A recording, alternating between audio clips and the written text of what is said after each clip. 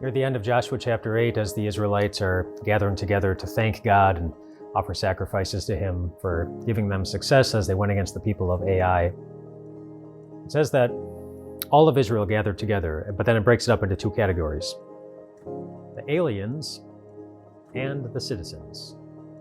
And so those who are natural-born Israelites and those who you might call outsiders. We know that there were people who had joined them for the journey all the way back from when they were slaves in Egypt. And when they were leaving Egypt into the wilderness for 40 years, that a number of Egyptians came along with them. And then, of course, there were families like Rahab's family who had joined them along the way. People who were not Israelites, but were from other cities, other nations, and they ended up moving in with the Israelites and living among them. There were aliens and there were citizens. There were the natural born, and then there were the others. And as it often happens today, I bet it happened back then too, that sometimes the others felt a bit out of place. Maybe because they were made to feel that way by some Israelites who weren't very eager to welcome these outsiders who were different than them. Or maybe they felt it all on their own as they were trying to adjust to new ways of living, new ways of practicing religion, and just new ways of operating within a society that they were not familiar with at all. That happens today too, of course. People can make you feel like an outsider with other people by pushing you away or by looking down on you or criticizing you. You can make yourself feel like an outsider. You yourself can feel that way if it's just obvious that you don't know the way to operate around other people. But I guess mostly today I want to talk about when it happens between you and God. When you feel like you're an outsider to God. And what are the reasons someone might feel like they're an outsider to God? Well, they might just look at their life. They might wonder if God wants anything to do with them. They might look at His laws and match themselves up and feel like God must be so disappointed in what He's seeing. It can happen at any stage of life, one stage of life where you can see it happen pretty consistently, where at least somebody's wondering about their place within God's nation, God's family. Is as they know they're getting a little bit closer to death. When they know their time on this earth, it's coming to an end.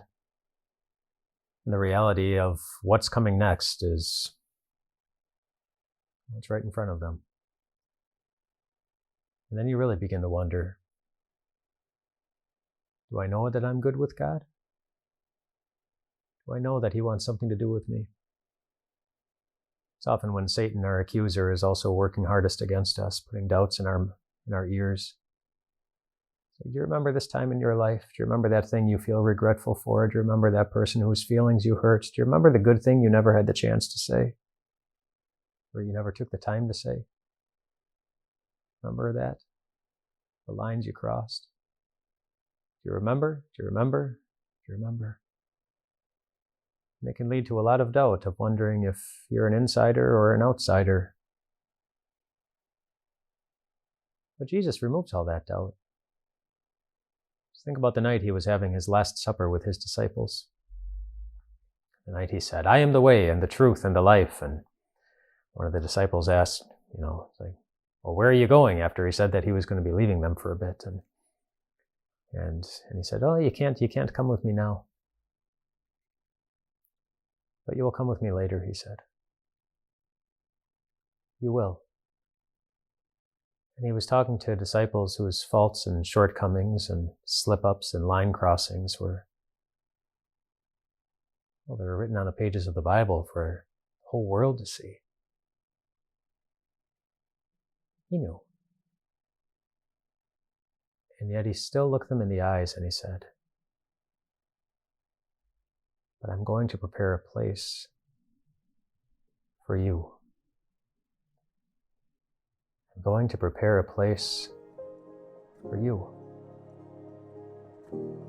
He not only wanted them with Him inside His kingdom, He was about to go to pay the full cost of making sure that it would happen. And he paid the full cost so that you wouldn't have to carry any of that burden.